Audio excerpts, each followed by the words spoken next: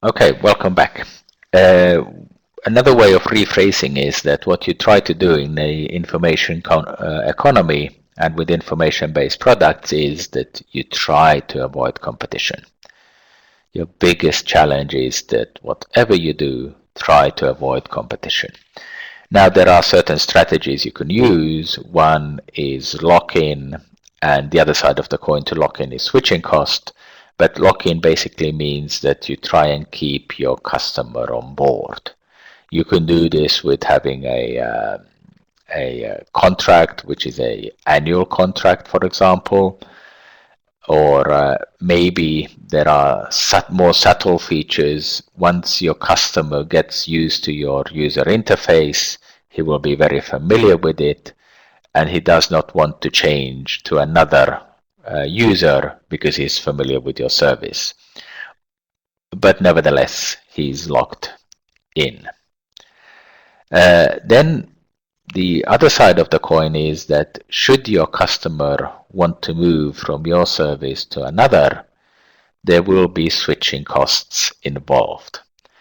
A long time ago in the telephone operator market, if you wanted to change operator, you had to change your mobile number. And if you had to change your mobile number or your other telephone number, uh, there were costs involved. You had to inform all your customers. So you would not do this, and this is known as a switching cost. Also, if you switch to another system, you will have to invest into it. You will have to change all the systems in your company, and you will have to teach all the employees with the new system. So switching costs. In the information economy, bundling is something which is used very, very often. You might think that connecting and bundling two products is illegal or perhaps even immoral, but that is not the case. The market regulator is watching the market and is looking for dominant companies in the market which are perhaps using bundling to prevent new market entrants. A classical example of this was when Microsoft was offering, and this was a long, long time ago, the browser together with the operating system. The customer was willing to pay for the operating system, and there was competition coming in the browser market, and Microsoft bundled the browser with the operating system and gave basically the browser for free. And this prevented others from competing. And because they were in a dominant market position, the regulator did not accept this. But however, bundling is allowed and it can be used, and it can also be used to create markets. One example in which I was involved was the bundling of the mobile handset, and the mobile subscription. Way back in 2004, there was a lot of discussion in Finland whether this should be allowed or not.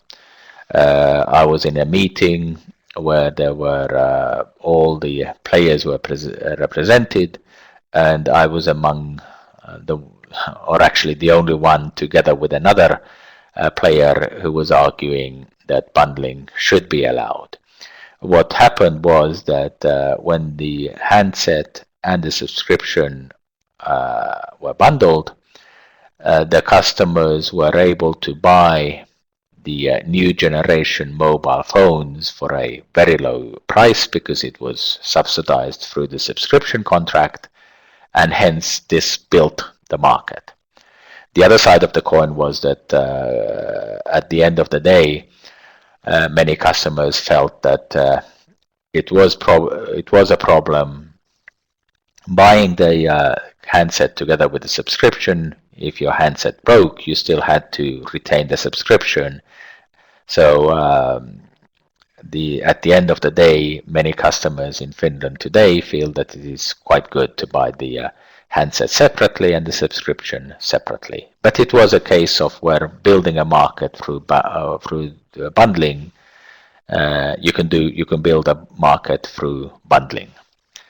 Now, preferential attachment refers to the fact that when a community starts to emerge, the customer base tends to go with the first arrival. The first arrival already has a few customers on board. All others who are thinking about whether they should jump on board will come to jump on board to the first incomer.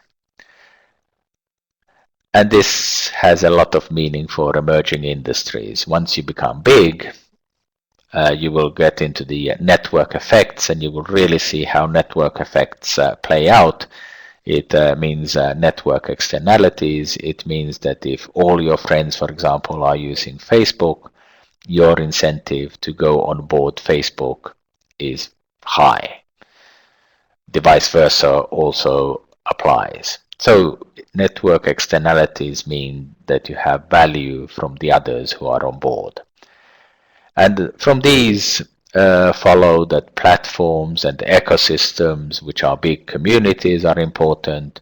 And from the characteristic of information, that it is that the marginal cost of information is zero, also follows that a sharing economy begins to emerge. And I will talk about the sharing economy later on.